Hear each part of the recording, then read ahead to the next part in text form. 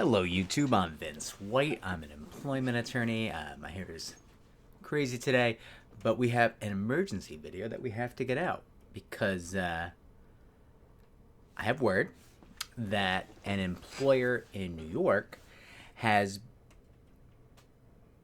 caught on to the fact that employees who are supposed to be working from the office are having their friends keycard them into the building to make it appear that they're in the office when they are actually not.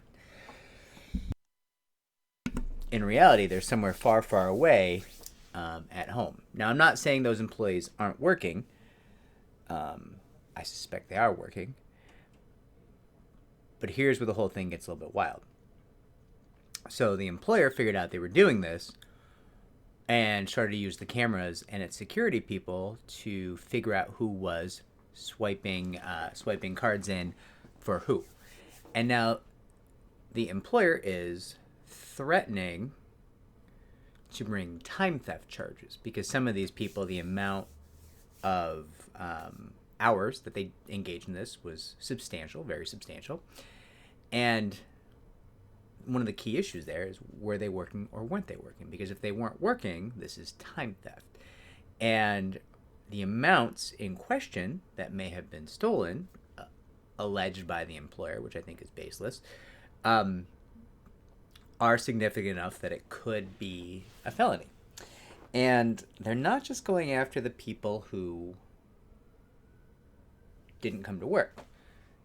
They're trying to go after, they're trying to threaten the people who did the swiping, right, in the key system. Now, that's all very petty, right? At the end of the day, these employers are trying to force people to go to the office because the employer has too much money tied up in bad leases and bad buildings or whatever it is, right? New York is in a real tough place right now. There's, I think, 20 million square feet of empty, just completely empty commercial space, and all the tech giants are scrambling to get out of their leases and get out of New York, or at least minimize their footprint in New York, because nobody really wants to be here. That's not true. There's a lot of people who want to be in New York, but generally speaking,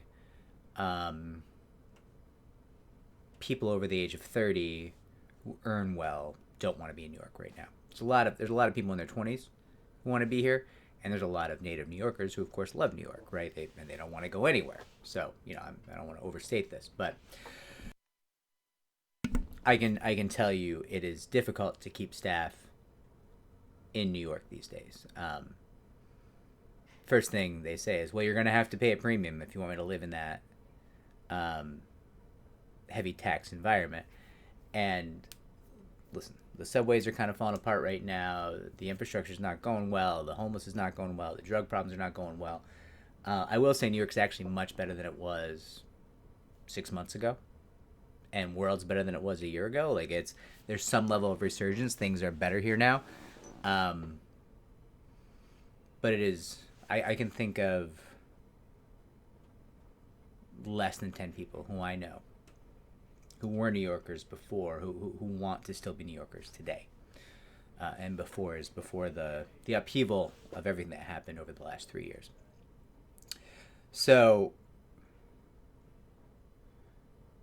I bring this up because if one employer is doing this and running around and threatening people with potential criminal charges and terminations and all this stuff, you can be assured it's about to hit the papers.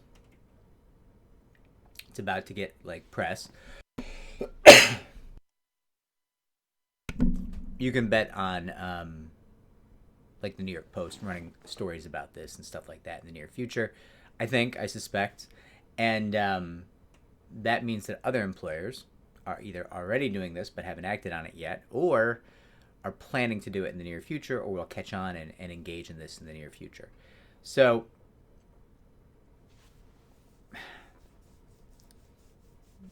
this is a big deal. It's a big deal because people could lose their jobs. You're doing a solid for a friend. You think it's no big deal. And honestly, I get it. You're resisting stupid policies. Stupid people who wants you to be in the office. And none of this applies to people who have to be in the office. There's so many jobs where you actually do have to be in the office, or you have to come into work, or you physically have to be there. None of those people care about this. None of those people are impacted by this. But all the tech workers, all the HR workers, all the office folk, this is going to be relevant to all of them. And I have no idea. I have no idea how many people are engaging in this. I suspect it's not that many, but it's enough that we have received multiple calls about it, and people have said that we could speak about it. So here we are. If you're doing this, now would be a great time to stop, is my best advice to you.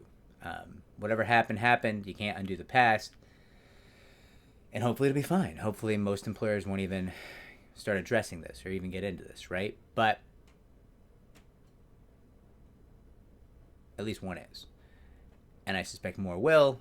And this may not be the most clever way to oppose draconian or foolish in-office policies, right? In-office work policies. Now, important thing to note, apparently a bunch of companies are having trouble enforcing in-office work hours because the managers, the supervisors, are also unwilling to come into the office, which means there's nobody to narc on the people who don't come in. I've heard a lot about that too, and I'll feed you a little bit of good news to go with the nasty people trying to scare people with felony stuff that's going on.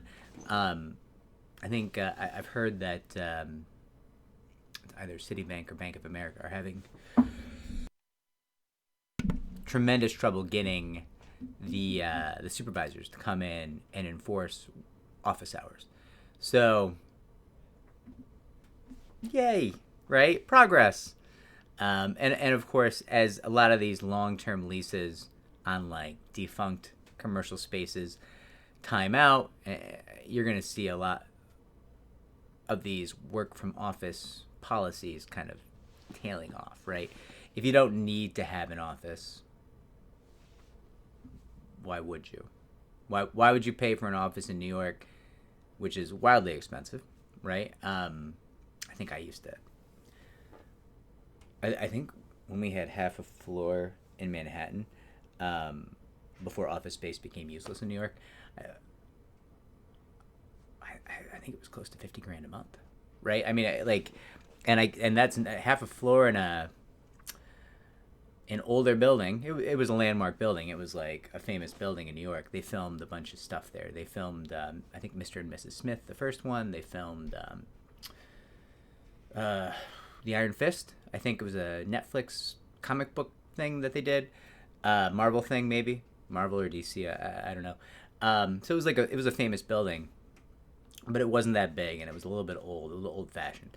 And even then, it's close to $50,000, maybe even a little bit more than $50,000 a month, which is insane if you think about it. Like, why would you make your staff unhappy and force them to go to an office just so you have to pay $55,000 a month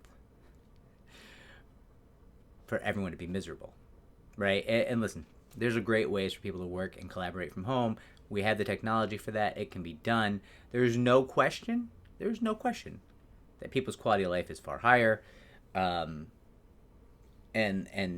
listen, the tax burden in a place like New York is silly, which is one thing if the tax burden leads to services and leads to a social safety net.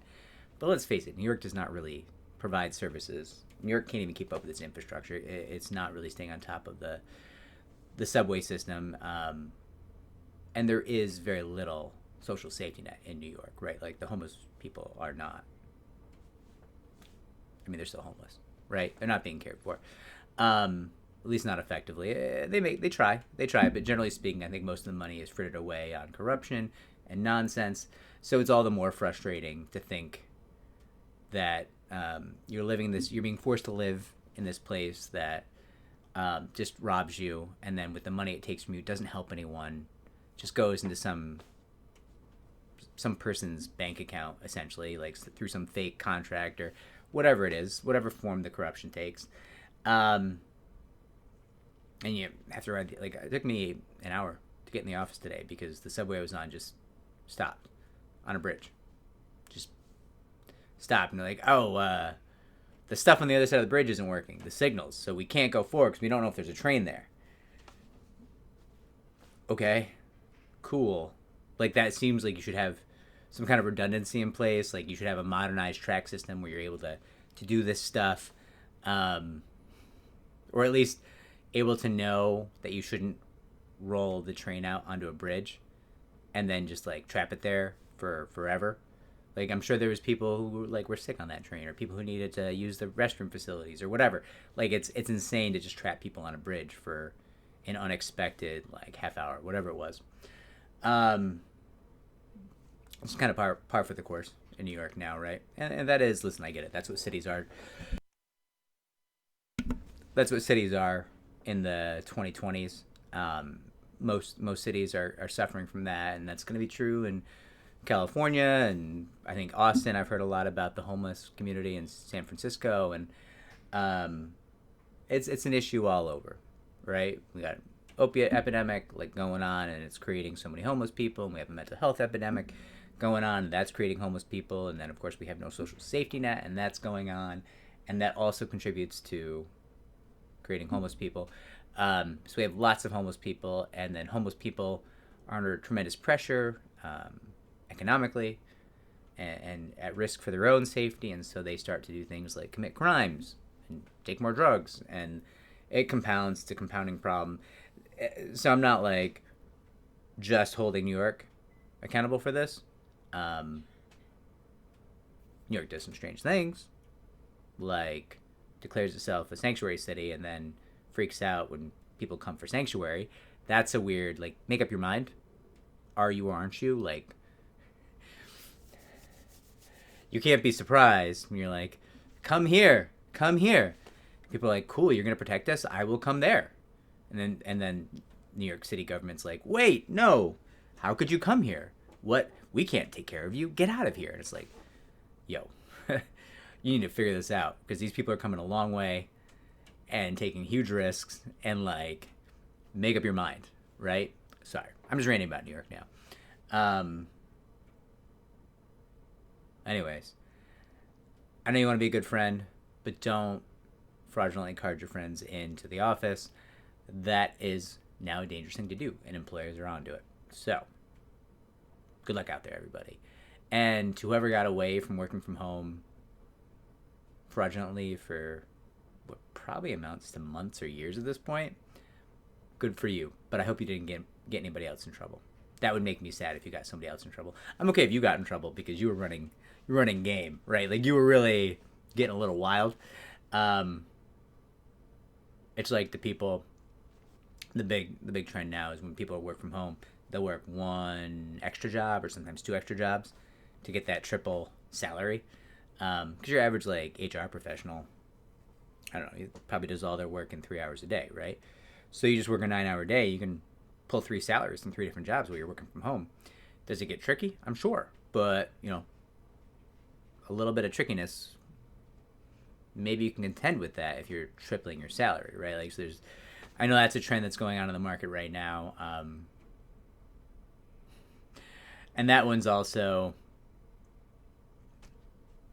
I mean, it's risky, I guess, but they are doing the work, so I think they have a solid argument it's not a crime. I mean, that one might actually be a little bit safer than this idea of, like, just claiming you're working and then not working. I don't know. I'm not a criminal attorney. Anyways, like, subscribe, comment down below. Helps the channel to grow. I hope everybody's well out there. Remember, almost everybody works, but not everybody wins, so be smart out there. Take care.